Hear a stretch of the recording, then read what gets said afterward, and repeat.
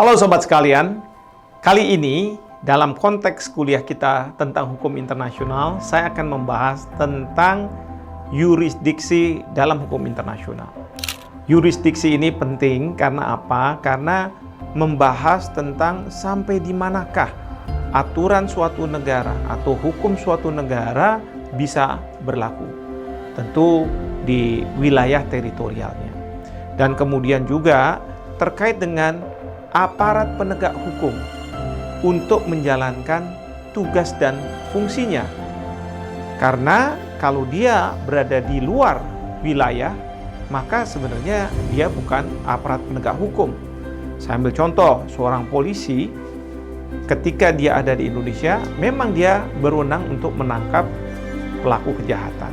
Tetapi dia tidak mempunyai wewenang atau dia tidak memiliki yurisdiksi ketika misalnya berada di Singapura. Karena di Singapura yang bersangkutan bukanlah seorang polisi.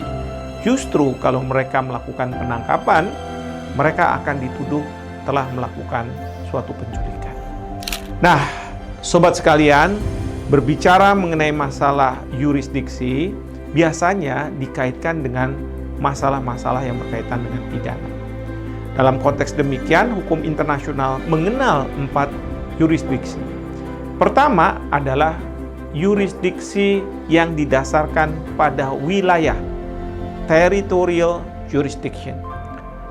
Territorial jurisdiction ini intinya adalah kewenangan menjalankan aturan di suatu negara ada pada teritori wilayah negara tersebut. Misalnya saja, polisi Indonesia bisa melakukan proses hukum terhadap pelaku kejahatan terlepas dari kewarganegaraannya, warga negara Indonesia atau warga negara asing di wilayah Indonesia. Tapi ingat, ketika kita bicara teritori ini tidak hanya berlaku di wilayah nyata secara fisik wilayah Indonesia, tetapi juga misalnya saja kapal laut yang berada di tengah laut dan kemudian berbendera Indonesia. Di situ hukum Indonesia bisa berlaku. Sehingga kalau di sana ada keributan, bahkan ada penganiayaan, pembunuhan, maka otoritas Indonesia, dalam hal ini kepolisian, kejaksaan, yang bisa melakukan proses hukum tersebut. Ini yang disebut sebagai yurisdiksi teritorial. Selanjutnya adalah yang disebut sebagai prinsip personalitas atau personality principle. Nah, kalau prinsip personalitas ini dikaitkan dengan kewarganegaraan. Apakah kewarganegaraan pelaku atau kewarganegaraan dari korban? Artinya, otoritas negara yang memiliki kewenangan untuk menjalankan hukum adalah kewenangan dari kewarganegaraan pelaku. Tetapi bisa juga yang memiliki otoritas adalah negara di mana korban memiliki kewarganegaraan. Sekali lagi, ini dikaitkan dengan masalah kewarganegaraan baik si pelaku, ini yang disebut sebagai prinsip personalitas aktif, dan kewarganegaraan dari korban, prinsip personalitas pasif. Sepanjang dua warga negara yang terlibat dalam urusan pidana ini berkewarganegaraan berbeda. Kemudian ada prinsip yang disebut sebagai protective principle, prinsip protektif.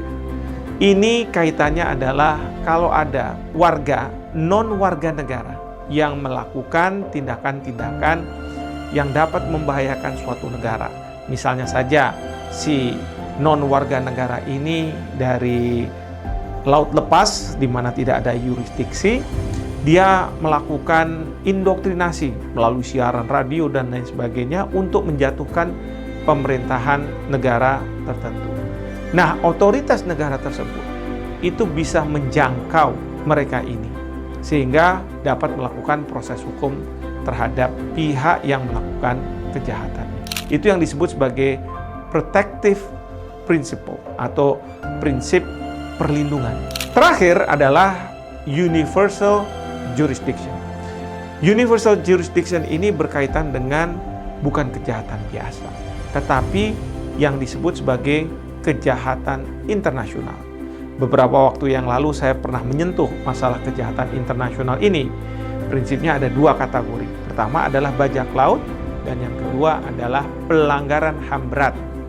Kalau bajak laut ini biasanya mereka tidak memiliki bendera kapal, dan mereka biasanya setelah melakukan kejahatan lari ke laut lepas, sehingga merasa dirinya saya terbebas dari aturan atau kewenangan dari otoritas suatu negara. Masyarakat internasional sudah bersepakat terhadap bajak laut yang berada di laut lepas, maka mereka tidak bisa luput dari jangkauan otoritas negara manapun juga. Jadi setiap negara boleh melakukan penangkapan terhadap para bajak laut. Di samping itu juga kita mengenal kejahatan yang dilakukan oleh para pejabat di pemerintah yang masuk dalam kualifikasi kejahatan yang disebut sebagai pelanggaran HAM berat. Ada 4, yaitu yang kita sebut sebagai crimes against humanity, kejahatan terhadap kemanusiaan. Yang berikutnya adalah kejahatan genosida, ketiga adalah kejahatan perang, dan terakhir adalah kejahatan agresi. Untuk kejahatan seperti ini, maka berlaku prinsip yurisdiksi universal. Intinya adalah yurisdiksi universal ini, apakah bajak laut atau pelaku pelanggaran HAM berat, maka siapapun negara bisa memiliki yurisdiksi. Lalu kemudian peradilan-peradilan internasional seperti International Criminal Court, mereka juga bisa mempunyai yurisdiksi. Mereka bisa mengeluarkan surat penangkapan agar dilakukan penangkapan terhadap pelaku pelanggaran HAM berat. Nah, kemudian tentu harus disidang. Jadi, saudara-saudara sekalian, ini 4 prinsip yang dikenal dalam hukum internasional. Nah, kemudian 4 prinsip ini biasanya diterjemahkan dalam ketentuan hukum pidana berbagai negara. Di Indonesia, kita tahu bahwa di dalam kitab undang-undang pidana diakomodasi prinsip teritorial. Jadi, yang memiliki kewenangan untuk melakukan proses hukum terhadap pelaku kejahatan adalah mulai dari polisi yang melakukan penyidikan, penangkapan, kemudian jaksa yang melakukan penuntutan, bahkan hakim Indonesia yang memutus perkara. Bahkan bila mereka bersalah, maka akan ditempatkan ke lembaga pemasyarakatan. Namun demikian, dalam kenyataannya memang terkadang tidak semudah apa yang ada. Kadangkala warga negara asing, misalnya di Indonesia, melakukan suatu kejahatan, tetapi tidak berdampak besar kepada Indonesia, sehingga Indonesia tidak mau menjalankan yurisdiksinya, karena kita tidak mau pajak dari warga negara Indonesia digunakan oleh kepolisian kita untuk melakukan pemburuan misalnya terhadap pelaku kejahatan dari negara lain.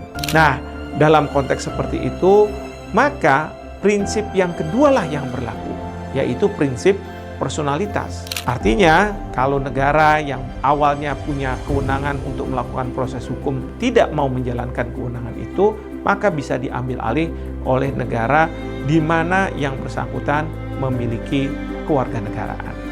Nah, tentu di sini bisa dipilih nih, apakah kewarganegaraan dari si pelaku atau negara dari kewarganegaraan dari si korban. Lagi-lagi ini juga tidak mudah untuk menyelesaikannya, karena beberapa waktu yang lalu pernah seorang aktivis HAM yang berangkat naik pesawat dari Indonesia, tapi kemudian diketahui setelah mendarat di Belanda meninggal dunia.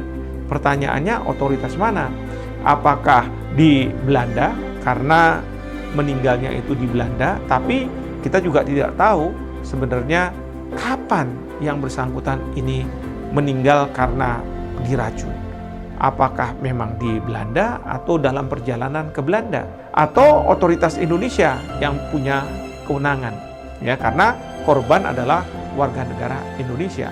Nah, di sini akhirnya diputuskan bahwa Indonesia yang memiliki kewenangan, Sehingga kita tahu proses hukum ada di Indonesia, ya dasarnya adalah pertama, karena kewarganegaraan korban adalah Indonesia, dan yang kedua, pesawat udara yang dinaiki kebetulan berbendera Indonesia.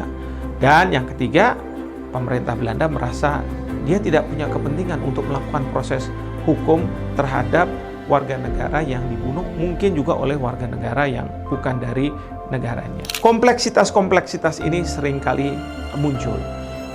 Selanjutnya juga kompleksitas muncul pada saat yurisdiksi universal hendak diberlakukan.